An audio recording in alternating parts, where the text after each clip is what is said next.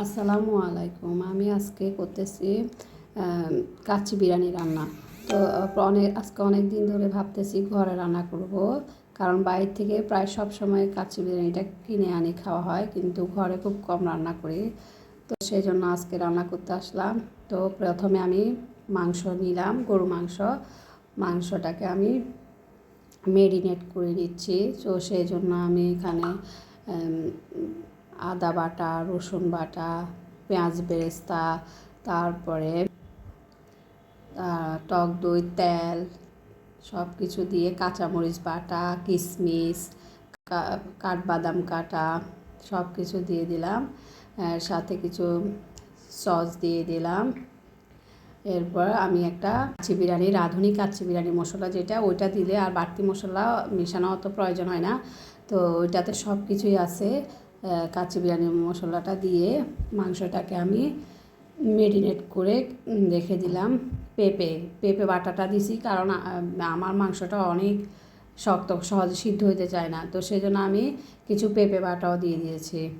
দিয়ে সব কিছু দিয়ে আমি মেরিনেট করে 1 ঘন্টার মতো রেস্টে রেখে দিয়েছি। এরপরে আমি একটা বাটিতে কিছু বেরেস্তা দুধ দিয়ে মেখে নিয়েছি। এরপরে মাওয়া বানিয়েছি আলাদা, দুধ পাউডার আর ঘি দিয়ে ওটা আলাদা করে রেখে দিয়েছি। এরপরে আমি চুলায় পানি সিদ্ধ দিয়েছি, ওখানে ওটা প্রায় আধা ঘন্টা আগে ধুয়ে ভিজিয়ে রেখেছি। তারপরে পানিটা আমি ওখানে চাউলটা ঢেলে দিব।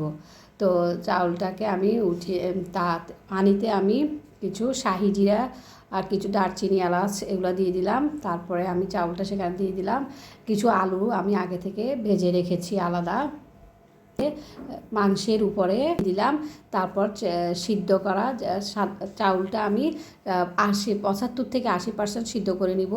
তো চাউলটা পানি সরিয়ে এখন আমি আলুর উপরে বসিয়ে দিব ভালো করে।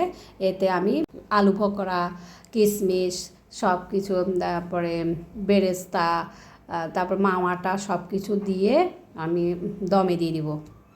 আর দমে 1 ঘন্টা 30 মিনিট বা 40 মিনিট রাখতে হয়। এরপরে আমি কাচ্চিটা নামিয়ে ফেলবো এবং দেখবো যে হয়ে গেছে কিনা, তাহলে পরিবেশন করব। বাস হয়ে গেল এভাবে কাচ্চি রান্না।